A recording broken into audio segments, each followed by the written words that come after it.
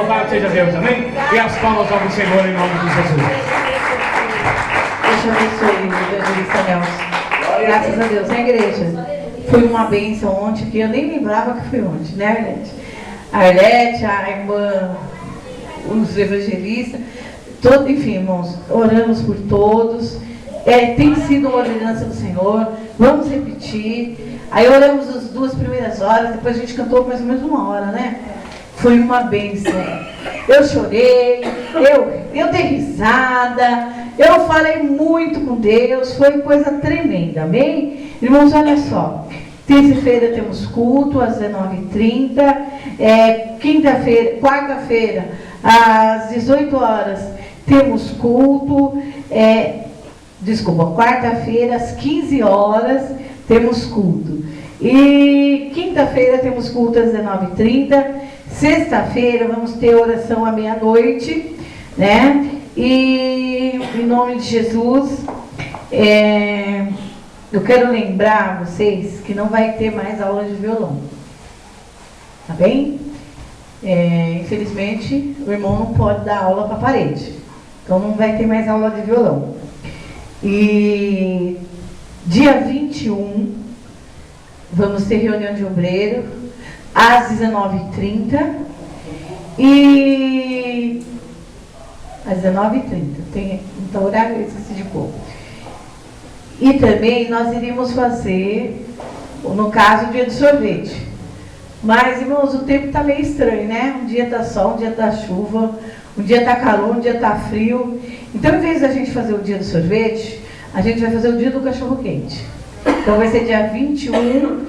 Vamos aproveitar esse valor que já nos foi dado. Foi nos dado 3 valores de pote de sorvete. Nós vamos estar revertendo para comprar os pães. Enfim, tudo que vai para o cachorro-quente. Se você também ainda quiser nos ajudar, ainda tem tempo. A gente precisa de refrigerante e tudo mais. Então, a gente vai estar aqui a partir das 10 horas da manhã, do dia 21 de abril, para estarmos fazendo o dia do cachorro-quente. Só que vamos ter também bazar. Vai vir coisas novas aí, tá para chegar coisas novas no bazar da igreja. Temos calça comprida para gente magrela, que foi o que já nos deram, né? E pois é. Enfim, não é isso. Não é isso, não. Né? Não é isso, igreja. É que foi o que nos foi doado. Não é que a gente não mereça, não. Um dia a gente ainda vai fazer, Nelson. Só para nós. Fechamos as portas só para nós. Né? Então, já temos algumas coisas aí, né? Então, não deixa de estar, desde já, divulgando, convidando. O pastor vai estar anunciando na rua. Vou pôr o Luciano com essa voz de locutor, o Nelson, o Eduardo, para estar cada hora um andando e fazendo as locuções aí junto com o pastor. Em nome de Jesus, né? Diga, Gi. Por que não já faz o dia da beleza um dia? Se for possível, vamos falar com pelo menos manicure já temos aí à disposição. Temos a irmã Arlete, glória a Deus, já temos a Arlete. Contamos também com o bolo maravilhoso da Luciene e algumas doações a mais para ajudar também. Amém, igreja? Vamos estar ficando em pé. Vamos orar pelo pastor que estará ministrando a palavra. Em nome de Jesus. Gostaria de convidar o evangelista Luciano para estar fazendo essa oração. Amém? Graças a Deus.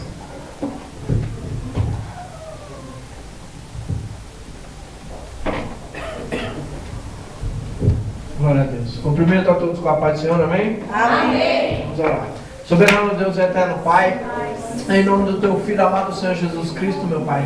Aqui está o teu servo, meu Pai, em nome de Jesus, vai ser o porta-voz do Espírito Santo de Deus nesta hora, neste momento. Meu Deus, que o Senhor venha continuar a falar conosco, meu Pai, assim como o Senhor tem falado, desde a primeira oração feita aqui neste lugar, desde os louvores, desde as oportunidades, Senhor, meu Deus.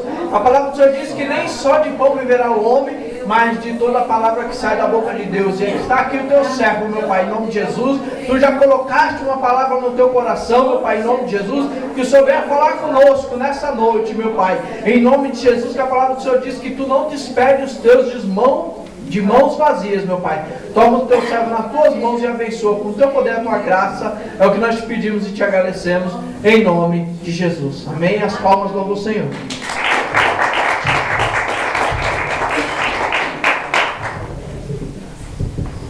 Paz do Senhor, irmãos. Amém. Graças a Deus. Abra a tua Bíblia comigo, no livro do profeta Malaquias, no último livro do Antigo Testamento. Livro do profeta Malaquias, um livro antes de Mateus. Aleluia. Malaquias, capítulo de número 1.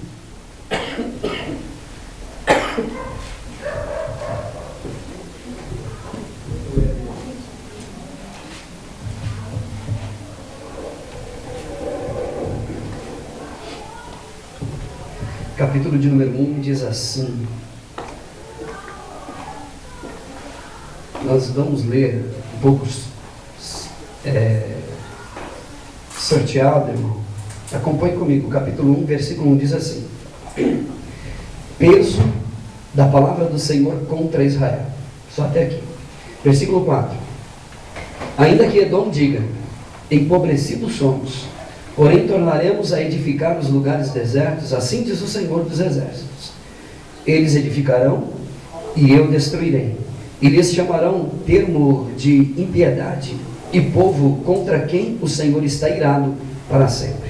Versículo 6: o filho honrará o pai e o servo ao seu senhor, e se eu sou pai, onde está a minha honra? E se eu sou o Senhor, onde está o meu temor?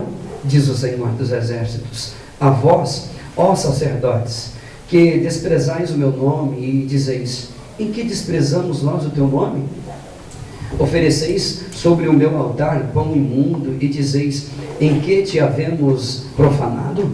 Nisto que dizeis, a mesa do Senhor é desprezível, porque quando trazeis animal cego para sacrificardes, não faz mal, e quando ofereceis o coxo ou o enfermo, não faz mal. Ora, apresenta-o ao seu príncipe, terá ele agrado em ti, ou aceitará ele a tua pessoa? Diz o Senhor dos Exércitos.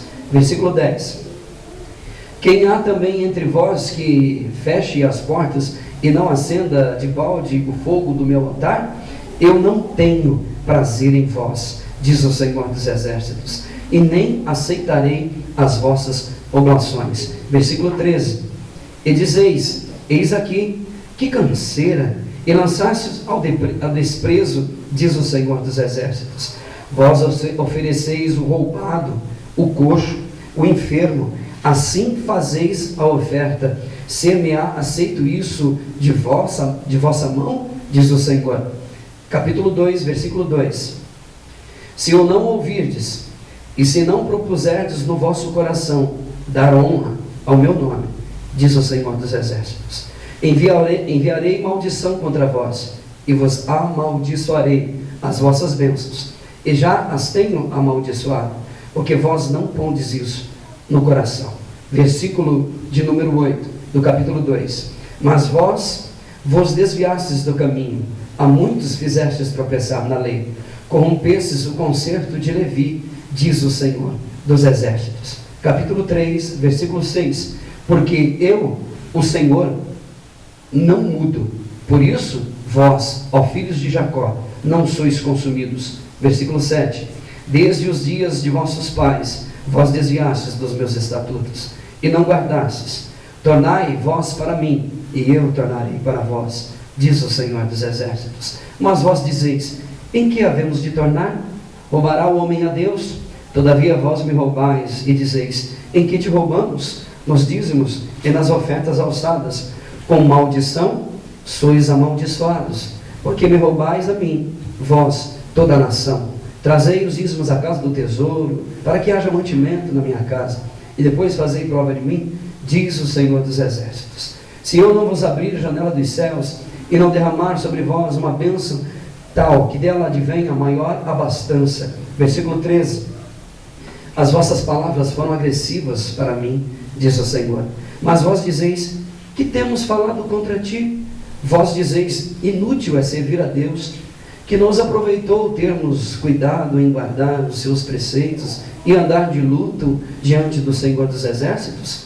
Capítulo 4 e capítulo 3, versículo 18 ainda. Então vereis outra vez a diferença entre o justo e o ímpio, entre o que serve a Deus e o que não serve. Capítulo 4, versículo 1. Porque eis que aquele dia vem, todos os soberbos e todos os que cometem a impiedade serão como palha, e o dia que está para vir os abrasará, diz o Senhor dos Exércitos, de sorte que lhes não deixará nem raiz e nem ramo. Capítulo 4 e o versículo de número 5. Eis que eu vos envio o profeta Elias, antes que venha o dia grande e terrível do Senhor, e converterá o coração dos pais aos filhos, e o coração dos filhos aos pais, para que eu não venha e fira a terra com maldição. Pode se sentar. Deixa a tua Bíblia aberta, se for possível. O capítulo 1, que a gente vai caminhar um pouquinho por ela. Lamentavelmente, existe uma mágoa, e existe sim uma angústia, se é que eu posso chamar um vazio existencial em cada coração. Infelizmente, existe sim um oco que está plantado, por assim dizer, cada um dos nossos corações. E às vezes, meio que invisível, meio que talvez escondido, até mesmo como um gigante adormecido que está prestes a acordar. Esse vazio, na verdade, é uma realidade que nem mesmo os espirituosos conseguem solucionar. Nem mesmo os espirituosos, isso é, os irmãos da confissão positiva, aqueles que são místicos por demais, os do cristianismo místico, aqueles que pensam que tem que ser lá no monte, que o óleo tem que vir de Israel, tem que ser 7, 12, 15, eu não sei. Nem mesmo eles conseguem solucionar o problema dos seus irmãos, porque afinal de contas, até mesmo os seus adeptos estão em crise. Vez por outra a gente recebe uma ligação aqui, outra acolá, de gente que participa e que estão junto, acreditando que os da psicologia regressista vão dar um jeitinho no problema deles e o tempo vai se arrastando.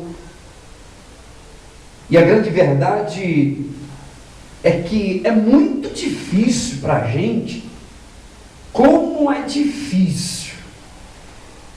Tem que fazer um esforço imenso para a gente aceitar algumas verdades para a vida da gente, principalmente quando a mentira está colada em nós, quando ela está plantada, ela está edificada no coração da gente, como se tivesse colado com um super bonder.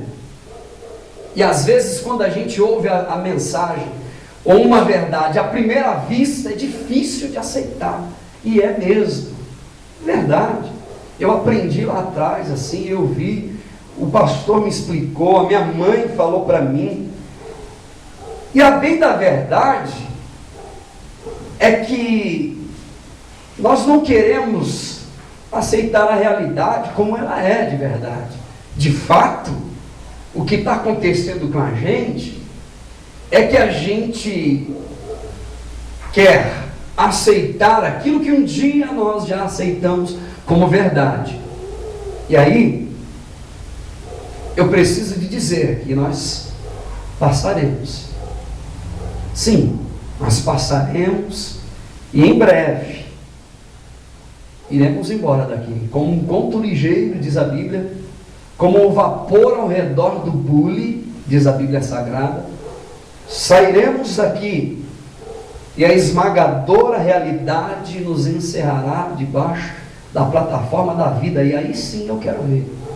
Aí sim, todos os soberbos, diz a Bíblia, acabamos de ler, todos os soberbos, todos os cobiçosos, orgulhosos, os avarentos, todos que caminham por este chão permeado por lágrimas de mães que choram aborto, permeado e marcado por lágrimas de um pai que chora a perda de um filho, marcado por lágrimas de mães, de esposas que choram a ida, a perda do marido que foi embora de casa, esse chão marcado por lágrimas e sangue de homens e mulheres que choram as dores dos seus que estão na UTI, pessoas que sequer conseguem dormir um segundo sequer à noite por causa do filho que está doente, por causa da esposa que está internada ou dentro de uma cadeia, filhos que morrem, o sepultamento prematuro dos seus pais, a separação da família que é latente na sociedade, que a gente está presenciando isso todo dia, idosos que estão sendo abandonados nas casas de velhinhos, que é chamado de o lar dos velhinhos, mendigos que estão nas ruas debaixo da ponte, aqueles que são vítimas do HIV, pessoas que são vítimas de lepra, estão abandonados dentro dos leprosários, famílias inteiras que estão sendo abandonadas debaixo das pontes, jogado, crianças pedindo no meio da rua, nos faróis, chamando de tio, dá uma moeda aí, pessoas que estão vivendo ao redor de uma sociedade que dá com os ombros para uma realidade e que, a despeito de serem como são e de estarem como estão, nunca perderam a sua fé e a sua esperança naquele forasteiro galileu, simples homem que atravessou as estradas empoeiradas da Galileia e que plantou uma semente no coração de alguns simples pescadores, semente esta que cresceu, que floresceu, que amadureceu e que produziu fruto, mesmo que em meio a tantas lágrimas e a tanto derramamento de sangue. É lamentável o que estão fazendo com a igreja, é lamentável o que está acontecendo. Existe um oco, um vazio existencial, e que só existe um antídoto para reverter essa situação. A igreja evangélica brasileira precisa de se voltar para a cruz, porque a resposta para esse vazio está na cruz de Cristo. Na cruz, isto é, no que representa o sacrifício, o sangue derramado na cruz do Calvário. A resposta não está na confissão positiva, a resposta não está na prosperidade e na pregação da ganância, do desejo de querer mais e mais, insaciável por querer conquistar mais e mais. O texto que nós acabamos de ler, o profeta Malaquias, ele está pregando e ele escreve direcionado a uma geração rebelde e desobediente. Essa geração aqui é uma geração de gente rebelde, está aqui no texto, ingratos por tudo aquilo que Deus já havia feito para eles, um povo ingrato. E é a partir dessa ingratidão e dessa rebeldia que surge o grande desafio de Malaquias 3:10, tanto dito em cima dos púlpitos das igrejas. É a partir da ingratidão e da rebeldia que surge esse desafio de Malaquias 3:10. Essa geração é uma geração que está zombando de Deus. É uma geração que pouco ora e muito peca. Parece ou não parece com a geração de hoje, dos dias atuais? É uma geração que muito peca e pouco ora. Primeira carta aos Coríntios, capítulo de número 10, versículo de número 9, A Bíblia diz assim, guarda isso, irmão, em nome de Jesus. Capítulo 10, versículo 9, diz assim: não ponhamos Deus à prova.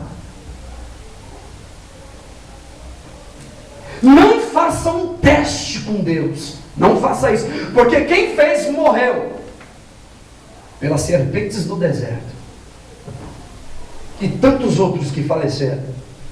Pôr à prova significa desafiar, significa testar, fazer o teste. Palavras de Jesus, Mateus capítulo 4, versículo de número 7. Também está escrito: não tentarás o Senhor teu Deus. Não farás prova com Deus, é o mesmo termo, muda o termo, mas o significado é o mesmo. Não provarás o Senhor teu Deus, porque o Senhor já tem dado prova de sobra para vocês, que Ele é Senhor e que Ele é poderoso para fazer. Não testarás o Senhor. Tentar ou provar a Deus é pôr em dúvida o caráter de Deus. Testar para ver se realmente Deus vai fazer, pôr à prova a Deus, é pôr em dúvida a integridade do Senhor. Como é difícil ouvir alguma coisa que a gente não está acostumado a ouvir. Testar a Deus é testar o caráter de Deus, é provar ao Senhor, é testar a sua fidelidade. E há uma geração rebelde e ingrata. Deus diz: faz prova que eu vou mostrar para vocês. Essa geração, acompanhe comigo, não fecha a tua Bíblia não. Essa geração é uma geração que é chamada por Deus de povo ingrato. O próprio título do primeiro capítulo diz: a ingratidão do povo. E como se não bastasse, o formalismo dos sacerdotes. Aí foi a gota d'água. O povo ingrato e os sacerdotes formalistas. Versículo de número 1 do capítulo 1, a Bíblia diz que o peso da palavra do Senhor. Eu trouxe uma palavra pesada. E ainda diz assim: é o peso da palavra do Senhor contra Israel, não é a favor. Contra Israel, nem contra. E o texto continua dizendo que o Senhor disse que destruiria eles, tudo que eles edificassem. O versículo de número 4 diz que se eles edificarem, eu destruirei tudo que eles edificarem, por causa da desobediência. Versículo 4 continua dizendo que o Senhor estava irado contra Israel. Está no texto, você acabou de ler comigo. O Senhor estava irado contra Israel. E o nome do Senhor não estava mais sendo honrado, e sim desprezado. Versículo de número 6. Foram os textos que a gente acabou de ler. E eles estavam oferecendo a Deus pão imundo, cordeiro cego, manco aleijado e até animal que foi roubado do outro. Eles roubavam e iam lá e ofereciam para Deus. E eles chegavam diante de Deus cansados de servir a Deus, com o cordeiro nas costas, e jogavam assim: toma, Senhor, tá aí, vai. Não aguento mais esse sacrifício. Servir a Deus é cansado. Não aguento mais essa vida. Pega aí, vai. E Deus estava chateado com eles. Eles estavam roubando e oferecendo a Deus cordeiro cego, sem olho, sem perna, sem rabo, sem nada. E disse Deus: eu não tenho mais prazer em vocês. Isso aqui é uma geração que Deus não tem mais graça, perdeu o prazer neles. Versículo 7 e 8, pode ler. Por isso que é bom você não fechar a tua Bíblia, para depois você não sair falando: pastor falou heresia, pastor é um herege agora. Veja no texto se eu estou com heresia.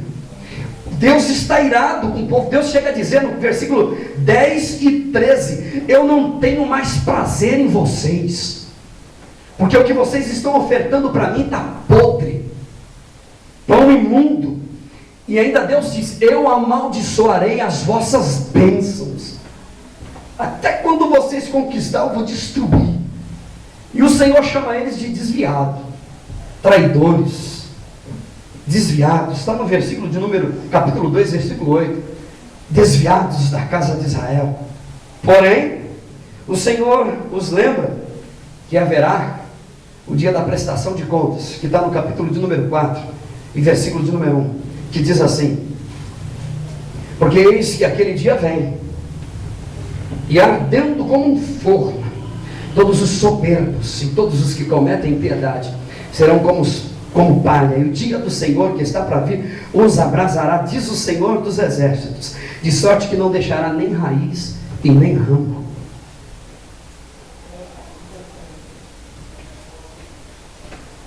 Glória a Deus, irmão. Amém. Dá para dar uma glória a Deus, né? Glória a Deus.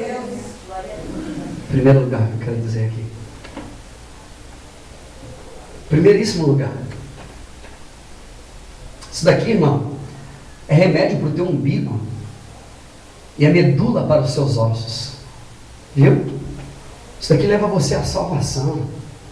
De que adianta o homem ganhar o mundo inteiro, irmão, e perder a sua alma? Primeiríssimo lugar, eu quero dizer uma coisa aqui para você, guarda isso no teu coração. A tua fé, ela só pode ser aprovada ou testada, a tua fé, a tua fidelidade, só pode ser provada quando confrontada com as adversidades da vida. A tua fidelidade para com Deus só pode ser provada, testada e depois aprovada quando confrontada com as lutas e com as adversidades da vida. Eu não posso, de maneira nenhuma, pedir a Deus que te livre de toda e qualquer tipo de situação constrangedora. Eu não posso. Eu não posso pedir a Deus que te livre de todo o perigo, de todas as adversidades, de tudo que é ruim nesse mundo. Eu não posso, de maneira nenhuma. Sabe por quê? Primeiro lugar, porque Deus não responderia essa oração de jeito nenhum. Toda a tribulação, toda a adversidade, toda a dificuldade, em primeiríssimo lugar, Deus nunca responderia essa oração, seja o homem mais santo que for. Primeiro, ele não responderia. Segundo, se eu pedisse isso para Deus, se eu fizesse isso, eu estaria pedindo para Deus que te livre de uma realidade. Terceiro lugar, se eu pedisse algo dessa natureza para Deus, eu pediria para Deus que te livrasse e tivesse te impedindo de ser quem você é de verdade. Nas lutas, nas adversidades e nas crises é que você realmente demonstra quem você é. Na hora do desemprego, da fome, da dificuldade, a tua fidelidade, aí sim, é nessa hora que você mostra e aflora de dentro de você quem realmente você é. Na hora da briga, da dificuldade.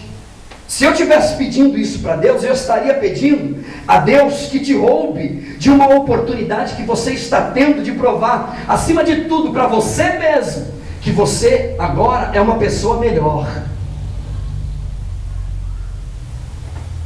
Se eu pedisse para Deus que te livrasse de toda e qualquer tipo de adversidade, eu estaria pedindo para Deus que te roube de ser quem você é, de uma realidade que não adianta, você vai viver ela, de provar acima de tudo para você que você agora é uma pessoa melhor.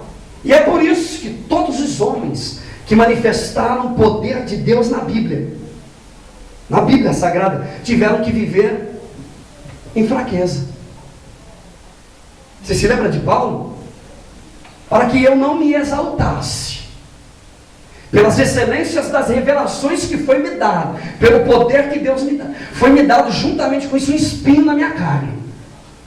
E na minha fraqueza, Paulo se sentia fraco com respeito a esse assunto, por causa desse suposto espinho na carne, a saber, um mensageiro de Satanás que ninguém sabe o que é. Não adianta ficar vasculhando demais. Poder de Deus sem fraqueza gera orgulho na alma.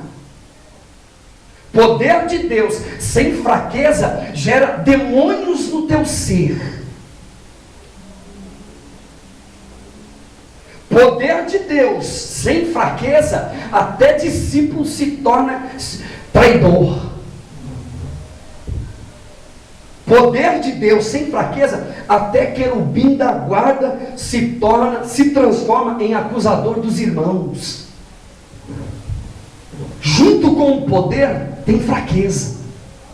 Eu não posso pedir a Deus, preste atenção, somente depois, olha isso, irmão, somente depois de uma prova aguçada, de um teste bem aguçado, é que Deus chega para Abraão e diz: agora eu sei que você teme a Deus. Agora, somente depois de um teste bem aguçado.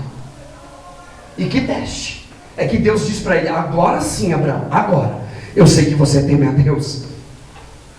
Agora eu sei que teme a Deus. E eu não posso pedir a Deus que resolva todos os teus problemas. Não posso. Sabe por quê? Porque todo ser humano foi criado com o direito de ser provado. Você se lembra de Adão e Eva, lá no jardim? Deus disse para Adão: de toda a árvore do jardim você comerá, porém, existe uma árvore no meio do jardim, nessa você não toca. De toda a árvore do jardim você comerá, essa você não come, nem toca nela, disse Deus. Não é para comer, muito menos, nem tocar, muito menos comer, nem passar longe dela. Isso era um teste, isso era uma prova. Até porque se Deus fizer isso comigo, me livrar de todos os problemas, Ele estaria tirando de mim a oportunidade de eu crescer. E tirar de mim a oportunidade de crescimento é fazer de mim um eterno infantilizado, uma eterna criança. Papai, mamãe, eu vou morrer. Papai. O infantilizado é como criança, irmão. Tudo que pega põe na boca. Tudo que ouve por aí vai pôr na boca, vai comendo. Ouve no rádio, ouve na TV, tudo vai pôr na boca, vai comendo. O infantilizado, qualquer tombinho dói. Papai, eu não como, eu vou morrer. O infantilizado, tudo machuca, qualquer coisa dói. Tudo chora, tudo magoa, tudo tem que chamar papai, mamãe. E Deus diz assim: vai, rapaz, eu vou te ajudar nessa caminhada, mas você precisa de crescer. E é no sofrimento e nas dificuldades que você cresce, que você amadurece. Segundo o que diz Tiago. Deixa eu dizer, irmão, a paternidade de Deus dá a Ele o direito de provar os seus filhos e até mesmo de corrigi-los. A Bíblia diz que o Senhor prova e castiga todos quanto Ele ama. Se provação chegou, é porque Deus ama. Glorifique o nome do Senhor por isso. Se provação chegou, se luta e adversidade chegou, bom sinal, irmão, é porque Deus te ama, que Deus está junto com você nesse negócio. Amém. E aí, e é por isso que a mocidade de hoje é tudo uma mocidade, tudo fofinha, tudo fofo. Papai, mamãe, eu não quero agora, eu quero continuar aqui, papai. Você fica pertinho de mim, papai? Não aguenta nada. Às vezes eu estou conversando com alguns jovens assim, tentando bater um papo com eles assim, eu não sei, às vezes eu tenho dúvida. Será que esse garoto ainda é garoto mesmo? Ou já está indo para o lado da garota? O que está acontecendo? Tudo fofinho, tudo dói, meio assim esquisito, tudo meio estranho. Eu falo, tem alguma coisa errada nisso aí. Aí você vai ver, os psicólogos dizem, se você quiser transformar o teu filho em um ladrão, em um homicida, em um marginal, dá tudo para ele. Você quer transformar o teu filho num marginal, num homicida? Dá tudo para ele, tudo que ele pedir dá. Papá, compra para mim, papá. Tem um monte de coisa para papai, ele chora e chora. E o papá não quer bater, porque depois que bate fica triste. Já o papá lá, ele não fica triste não, sabe por quê? Porque ele sabe o que é melhor para você. Aleluia. Glória a Deus. Glória a Deus. E aí, quando eu olho para a Bíblia Sagrada, aliás, quando eu olho para a história, eu me lembro de algumas tribos indígenas, que quando a criança está começando a andar, eles ficam observando, acende o fogo e falam, ó, não mexe aí não, rapaz, não mexe aí não. Ele dá 2 avisos só, e aí ele deixa a criança ir lá e pôr a mão no fogo, pôr o dedo. Pôs o dedo no fogo, meu filho, nunca mais ele vai mexer, ele aprendeu com a vida. Não põe mais. Enquanto o papá fica cercando e não deixa ele viver a vida, a realidade da vida, ele não cresce, ele não amadurece, ele não sabe o que é perigoso, o que é bom, o que é ruim. é a história do pai, do garoto que pede para o pai e diz assim: pai, a partir de hoje eu quero ter o meu dinheiro. E o pai: é mesmo? E aí? Me dá um trabalho para mim, eu quero fazer alguma coisa para me ganhar dinheiro. Eu quero ter o meu dinheiro próprio, não quero ficar dependendo. Garotinho de 10 anos, 12 anos. Aí o pai: tá bom, então amanhã você levanta cedo, 6 horas da manhã, vai cortar a lenha, pega o machado, o martelo, os pregos, faz uma cerca ao redor da fazenda, tudinho. Tá bom, papai. E aí foi. Aí o menino está lá, primeiro dia, corta a madeira, estica o arame farpado e começa a cortar a mão. E ele olha assim, o pai dele está lá na fazenda, tranquilo, e olhando assim, meio de rabo de olho, para ver se o menino está trabalhando. Segundo dia, daqui a pouco a mão do menino está tudo calejado, tudo cortado, cheio de sangue, e o menino está lá na cerca, amarrando arame, furando a mão, rasgando a mão, e olha para o pai: papai não vai me ajudar, ele não está vendo como é que está minha mão? Ele não está vendo que eu estou me machucando, não fala nada. Papai não gosta. O que está acontecendo? O pai não vem me ajudar. E o pai só de olho. E o menino está fazendo a cerca. Entra um dia, 2 dias, 3 dias. Daqui a pouco a mão do menino está inchada de tanto calo e de tanto corte. E na madrugada o menino vai dormir: poxa, o pai nem me olhou, o pai nem me viu hoje, o pai não me ajudou, viu minha mão toda arrebentada. O menino deita, vai dormir. E quando ele pega no sono, o pai dele senta na beira da cama. Enquanto ele está dormindo, o pai dele pega uma compressa, cuida da mão dele, e cuida do braço dele todo arranhado, e ele vai dormir pensando que o pai dele não está nem olhando, e quando ele acorda, a mão dele está toda cuidada, tudo com remédio. Querida, a vida da gente é assim. Às vezes Deus deixa a gente arranhar a mão no arame, bater o prego no dedo, o martelo no dedo, furar a mão, mas quando a gente deita para descansar, Deus está dizendo para a gente: eu estou cuidando de você. A vida é assim mesmo, é dura, é difícil, mas eu cuido de você. Deus cuida da gente, irmão. Você se lembra de Paulo? Eu já acabei de citar ele, eu vou dizer de novo. Paulo, filho de Deus, está com um problema sério, um espinho na carne. Ele faz uma oração a Deus e Deus não fala nada. Ele faz 3 orações. Na terceira, a Bíblia diz assim: Paulo, a minha graça te basta. Por quê? Porque o meu poder, ele se aperfeiçoa na fraqueza. Quando você pensa que está fraco, aí é que você está forte, irmão. O meu poder se aperfeiçoa na fraqueza. A minha graça, ela te sustenta. A minha graça, ela te sustenta na caminhada da vida. A presença de Deus nos basta, irmão. Você se lembra do filho pródigo que pediu para o pai: pai, eu quero ir embora, me dá meu dinheiro. Marcos capítulo 10. Quero ir embora, quero minha fazenda. Foi um desrespeito muito grande. Eu quero a minha parte, dividir os bens. Naquela época só dividia bem quando o pai morresse. O pai morreu, agora divide os bens. Não. Ele nem esperou o pai morrer. Uma desconsideração terrível. Me dá minha parte que eu vou embora, eu não quero mais viver aqui. O pai, em momento algum, disse para o filho: não vai embora não, você não vai, eu não deixo.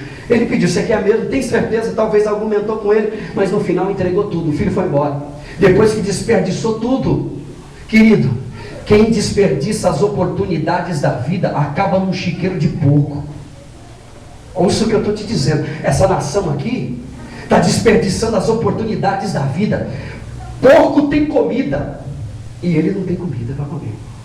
Porco tem comida de sobra e ele tem falta de pão.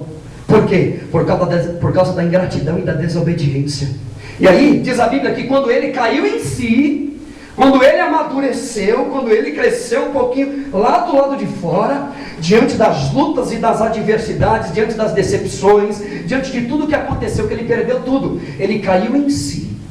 Quando ele caiu em si, diz a Bíblia que ele voltou. Ele voltou. E quando ele volta, ele encontra um pai que é amoroso e bom, de braços abertos, que está esperando ele de volta. Primeiro lugar, eu vou repetir isso aqui. A sua fé, ela só pode ser testada e provada quando confrontada com as adversidades da vida. Não adianta se lamentar, não adianta chorar e reclamar de Deus. Lutas tem, adversidade tem. Jesus disse: no mundo tereis aflição, dificuldade, mas tem de bom ânimo. Eu venci o mundo e você vai vencer também. E quando Jesus diz isso, eu venci, ele venceu como ser humano, não como Deus, como pessoa, como ser humano. Se eu venci como homem, você também pode vencer. Por quê? Porque o Espírito Santo te ajuda a vencer, né? Segundo lugar, lutas e adversidades são bênçãos disfarçadas.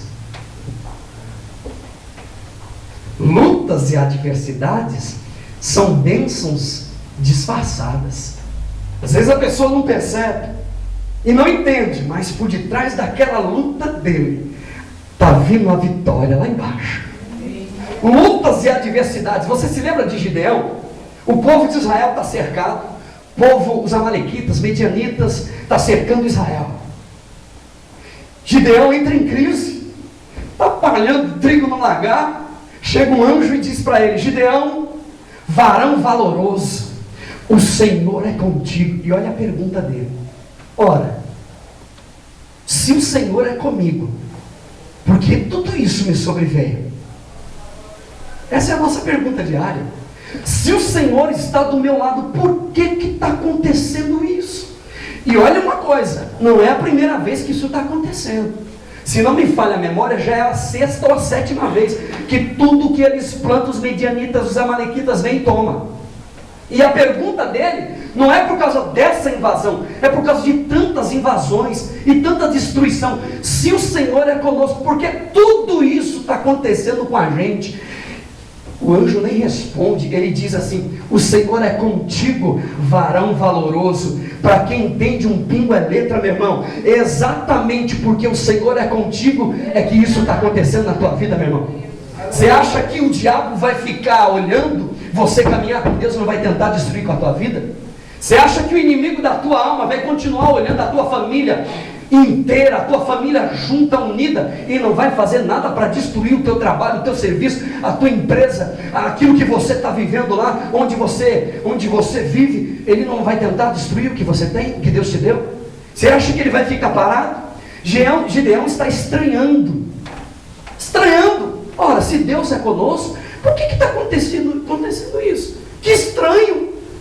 Se o Senhor é conosco, como pode isso? 1 de Pedro, capítulo de número 4, versículo 12, diz assim: amados, não estranheis a ardente prova que vem sobre vós, para tentar como se coisa estranha tivesse acontecendo. Isso é normal, é natural. Essa prova tem uma finalidade. Presta atenção nisso. Esse teste, essa prova, essa luta tem uma finalidade, irmão. Que finalidade é essa, pastor? Finalidade uma, em primeiro lugar, é formar em você, forjar em você o caráter, a imagem, a semelhança do nosso Senhor e Salvador Jesus Cristo. É para aperfeiçoar em você, forjar em você quem Jesus é, fazer de você uma pessoa melhor. Você não está entendendo hoje, mas amanhã você vai entender. Hoje você está perguntando: como pode, Senhor? Bênçãos disfarçadas, não é possível. A finalidade nada mais é do que fazer de nós pessoas crescidas e amadurecidas.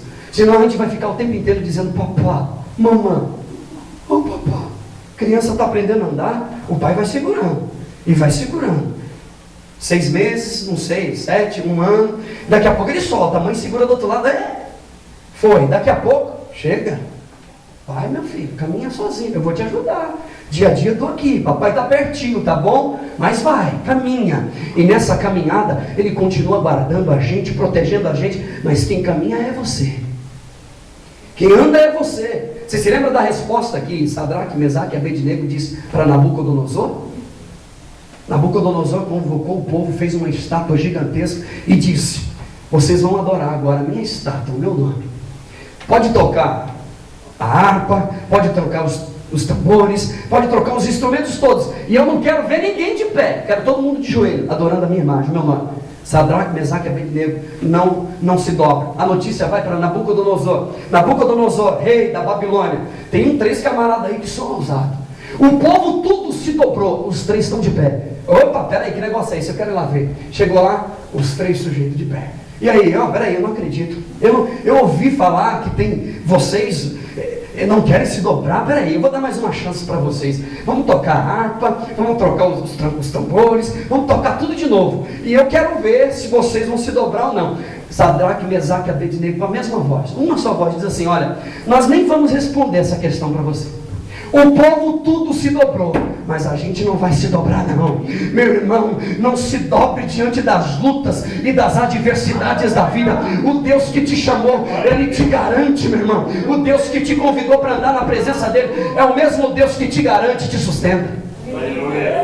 Não vou nem responder responder esse negócio.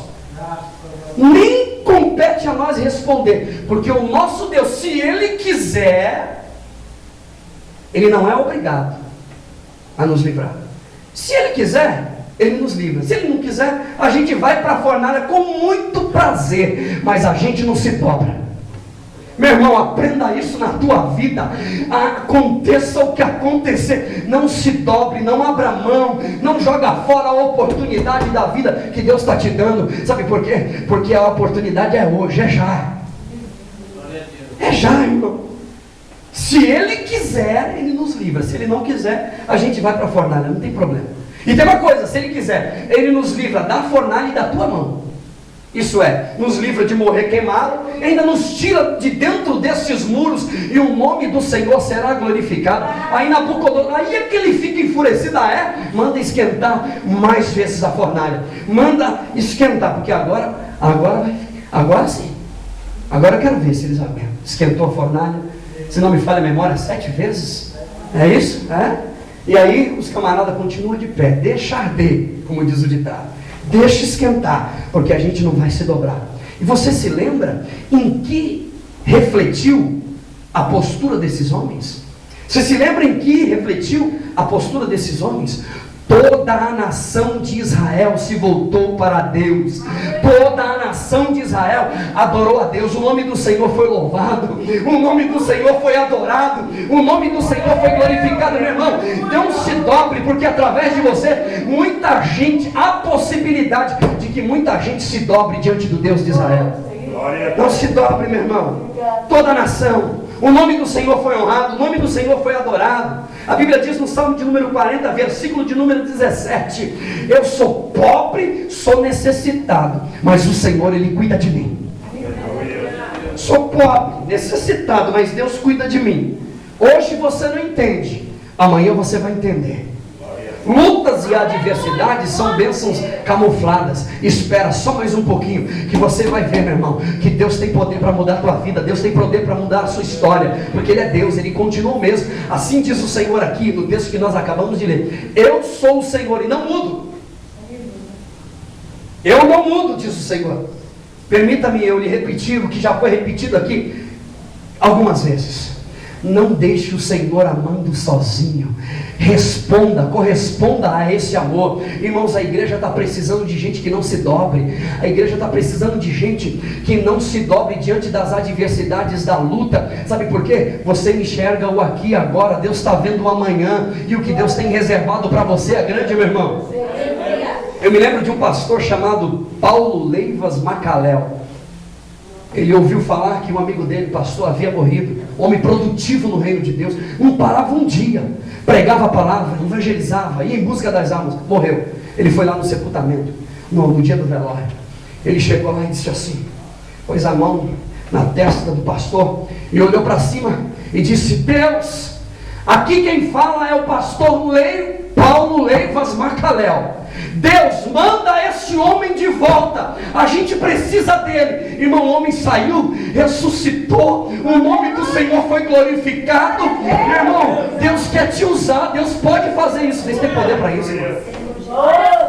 Aquele homem, quando voltou, o pastor, quando voltou, ele disse assim: por que você fez isso? Não era para você ter feito isso. Quando você falou, a tua voz no céu ecoou como um trovão. Eu ouvi a tua voz, não era para você ter falado. Como um trovão, e Deus mandou eu descer. E quando eu falei, não quero, quando eu vi, eu já estava aqui embaixo. Por que você fez isso? Irmão, Deus quer te usar. Deus tem poder para fazer o sobrenatural, irmão. Obedeça a voz de Deus. Saiba que aquilo que Deus tem para você é muito maior do que você está pensando, do que você está pedindo. Você se lembra de Jesus no Getsemane? Ele faz uma oração a Deus, e a resposta de Deus é o silêncio. Lutas e adversidades são bênçãos disfarçadas. Na cruz do Calvário, Jesus chega a dizer: Pai, por que me desamparastes? Eloi, Eloi, lama sabachthani. Deus meu, por que me desamparastes? Deixa eu dizer, irmão, já estou terminando. Presta atenção. Ninguém sabe o que é melhor para você do que o teu Pai que está no céu. Guarda isso no teu coração. Ninguém sabe melhor para a tua vida o que é melhor para você do que o teu Pai que está no céu. Deus não te chamou para ser um covarde escondido atrás do poste. Deus te chamou para usar a tua vida. E quando você se colocar na posição, você vai ver o que Deus vai fazer lá dentro da tua casa, dentro da tua família. Dentro da tua família. O mesmo que te chamou é o mesmo que te sustenta. O mesmo que te chamou é o mesmo que te garante. Jesus te garante. Ainda que como douros de parto, o Senhor te tornará pela tua mão e te mostrará que os teus caminhos são inferiores aos caminhos de Deus. O Senhor te tomará pela tua mão e vai mostrar para você que os caminhos dele são melhor do que os teus caminhos. As escolhas dele para você é melhor do que as suas escolhas. A Bíblia diz em Isaías 55, versículo número 8: os teus caminhos não são os meus caminhos, os teus pensamentos não são os meus pensamentos. Assim como o céu está distante da terra, assim são os meus pensamentos mais altos que os vossos pensamentos, e os meus caminhos muito mais altos que os vossos caminhos. Assim como desce a chuva do céu e para lá não torna, mas antes rega a terra e faz produzir e dá pão para aquele que semeia, pão e alimento para aquele que come, assim será a minha palavra, ela não voltará para mim vazia. Querido, Deus vela sobre a tua palavra, e o que Deus está dizendo aqui nessa noite, Ele vai fazer cumprir na tua vida, se você obedecer à voz de Deus. O que Deus tem para a tua vida. A Bíblia diz, a Bíblia Sagrada diz, Romanos capítulo de número 9, e o versículo de número 20 diz assim: quem és tu que a Deus questiona e replicas? Porventura pode dizer a coisa, olha o texto, irmão, pode dizer a coisa formada ao que formou, o que você está fazendo comigo? Olha isso. Por que você está perguntando e replicando e discutindo com Deus? A coisa formada está perguntando para Deus: o que você está fazendo? Por que me fizestes assim? Porventura não tem o oleiro o direito de fazer com o barro o que ele quer e bem entende? E eu termino. Número 3. A grande maioria, não todas, mas a grande maioria das nossas desilusões são consequências das nossas decisões e das nossas indecisões. A grande maioria das nossas desilusões são consequências das nossas escolhas, das nossas decisões e das nossas indecisões. Queridos, presta atenção, nós estamos vivendo no tempo da graça, é verdade, mas nem todos estão debaixo da graça. Nem todos. Estamos vivendo debaixo da graça, mas nem todos estão debaixo da graça. Sabe por quê? Por causa da desobediência. Por causa da desobediência e por causa da ingratidão. Por causa de estarmos testando a Deus. A Bíblia diz: com maldição sois amaldiçoados. Assim está escrito. Paulo chega a dizer que se nós tentarmos nos justificar pela lei, nós caímos da graça. Da graça tendes caído. O que isso me ensina? Que há possibilidade sim, de uma maneira ou de outra, de alguém cair da graça. Há possibilidade sim. Você se lembra das duas irmãs da sanguessuga, que a Bíblia fala? Você lembra do nome delas? Dá. Parece com a gente ou não? Dá. Irmãos, deixa eu te dizer uma coisa. Para o bem da tua alma, preste bem atenção. Para o bem da tua alma, se faz necessário você conhecer, sem realizar tudo aquilo que você conheceu. Para o bem da tua alma, se faz necessário você conhecer, sem realizar tudo aquilo que você conhece. Para o bem da tua alma. O Salmo de número 13, versículo de número 5 diz assim: eu confio na tua fidelidade, na tua benignidade, na tua salvação, o meu amor e o meu coração se alegrará. Veja bem, a Bíblia diz, escute isso: eu não quero terminar os meus dias como um covarde ou um displicente, por isso eu não posso levar isso aqui para casa. Preste atenção, cada palavra que você disser, cada palavra que dissermos por Deus é levada a sério. Cada palavra que nós dizemos no nosso dia a dia, tudo é levado a sério por Deus. Será que Deus viu? Claro que viu. Será que Deus levou a sério? Não, Deus viu tudo. Deus levou a sério sim. Cada instante que você gasta diante de uma TV, não importa o que você esteja fazendo lá, diante da televisão, diante da internet, por Deus é levado a sério. Não importa o que seja, se bom ou ruim. E Deus pedirá conta naquele dia. Deus pedirá conta. Os talentos que estão sendo enterrados, as brigas e as contendas que você arruma, as fofocas que você vai alimentando o tempo inteiro e não para de jeito nenhum, os comentáriozinhos alheios, tudo, absolutamente tudo que você provocou, tudo, bom ou ruim, tudo, Deus pedirá conta naquele dia. Que Deus nos ajude, que Deus nos ajude. Certa feita fizeram uma pergunta, e essa pergunta uma vez fizeram para mim: pastor, se Jesus viesse amanhã, o que você faria? Nada. O que você faria se Jesus viesse amanhã? Nada, absolutamente nada. Continuaria a minha vida do jeito que eu estou. Absolutamente nada. Sabe por quê? Nós não estamos mais no tempo da ignorância. Nós estamos debaixo da graça, mas não no tempo da ignorância. Haja o que houver, irmão, deixa eu dizer isso aqui. Haja o que houver, disse o profeta Malaquias, a palavra do Senhor se cumprirá. Ainda que haja infidelidade, ainda que haja falta de gratidão no meio do povo, haja o que houver, a palavra do Senhor se cumprirá. A Bíblia diz, Mateus capítulo 24, versículo 35, diz assim a Bíblia: os céus e a terra passarão, mas as minhas palavras não hão de passar. Querido, entrega o governo da tua vida na mão do Senhor, entrega nas mãos dele. Ele sabe o que é melhor para você, e o teu coração se alegrará, o teu coração, a tua alma se regozijará, porque o Senhor tem grandes coisas para realizar na tua vida, e você pode ter certeza de uma coisa: o Senhor sabe o que é melhor para você. Não reclame, não murmure. A Bíblia diz que nós devemos fazer tudo sem murmuração nenhuma, sem reclamar de nada. Irmão, não reclame de nada, não fala nada. Deixa Deus agir na tua vida. Entregue o governo da tua vida nas mãos do Senhor.